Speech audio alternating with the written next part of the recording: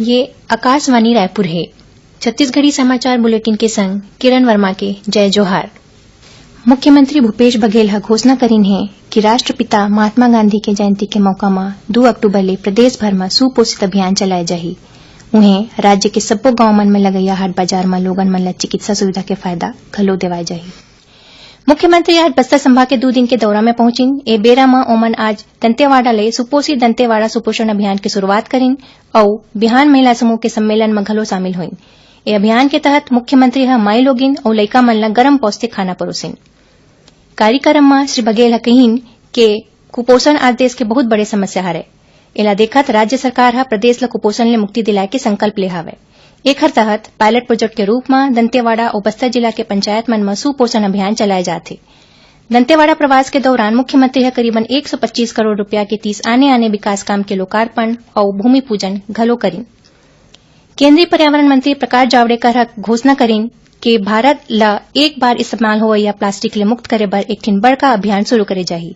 ओमन कहिन कि ए बारे में राज्य सरकार समेत जम्मो जुड़े पक्ष मन ले चर्चा करे जाही और एला एक ठिन बड़का जन अभियान बनाए के कोशिश करे जाही। श्री जावड़ेकर एक घोषणा काली ब्राजील के साओ पाउलो में करीन।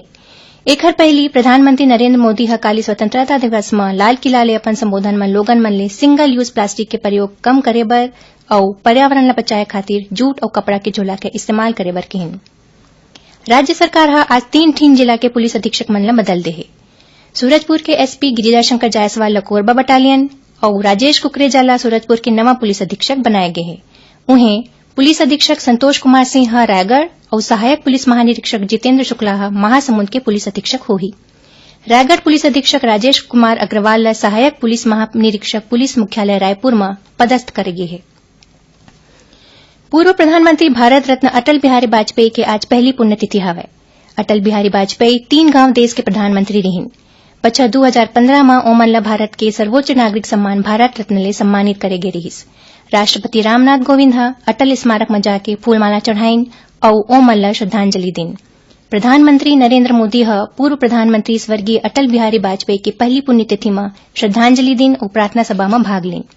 छत्तीसगढ़ के राज्यपाल अनुसुईया उइके और मुख्यमंत्री भूपेश बघेल स्वर्गीय वाजपेयी ला श्रद्धांजलि दिन। उन्हें भाजपा के राष्ट्रीय उपाध्यक्ष और पूर्व मुख्यमंत्री डॉ रमन सिंह घलो स्वर्गीय वाजपेयी ला श्रद्धांजलि अर्पित करें। स्वर्गीय वाजपेयी के सुरता में आज छत्तीसगढ़ समेत पूरा देश में कतकोन कार्यक्रम राखे गए हैं। कांकेर जिला में सुरक्षा बल माओवादी मंडहार ले लगाए गए विस्फोटक ला बरामद करे है। मिले जानवा के मुताबिक आमाबाड़ा थाना क्षेत्र के उसेली छोटेपारा में काली माओवादी मंडहार ले लगाए गए आईईडी के चपेट में आए ले एक झिन मनखे के मौत हो गई। एकर बाद गांव वाले मन की सूचना में सुरक्षा बल मौका में तलाशी अभियान चलाइन और एक जिंदा आईईडी बरामद करीन, जेला मौकाच में निष्क्रिय कर देगिस। राष्ट्रीय जनजाति पर्व आदि महोत्सव काली ले लेह लद्दाख के पोलो ग्राउंड में शुरू हुई। एमा छत्तीसगढ़ समेत आने राज्य के शिल्पकार मन शामिल हुई। ये महोत्सव में छत्तीसगढ़ के आदिवासी चित्रकारी आकर्षण के केंद्र रही। 9 दिन की चलैया यह महोत्सव के उद्घाटन जम्मू कश्मीर के राज्यपाल सत्यपाल मलिक करी। एदारी महोत्सव के विषय है जनजातीय शिल्प, संस्कृति और वाणिज्य की भावना का उत्सव। देश भर के 20 ले ज्यादा राज्य के करीबन 160 जनजातीय शिल्पकार मन एक कार्यक्रम में हिस्सा ली और अपन कला के प्रदर्शन करी। मुख्यमंत्री भूपेश बघेल रायपुर में राखे गए राष्ट्रीय भोजपत्री महोत्सव में शामिल हुई। यह मौका में ओमन कहिन कि आदिवासी समाज नंदावत परंपरा मन ला जिंदा राखे है। श्री बघेल ये बात ऊपर जोर दिन कि आदिवासी समाज के सबले जुन्ना भाषा में शामिल गोंडी, हल्बी और कुड़ुक में पढ़ाई होना चाहिए। ओमन कहिन कि नवा पीढ़ी तक ये भाषा मन के जानकारी पहुंचना चाहिए।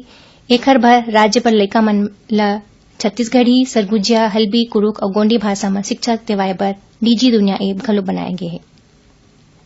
एकरे संग छत्तीसगढ़ी समाचार बुलेटिन इहे सिरावत है। जय जोहार।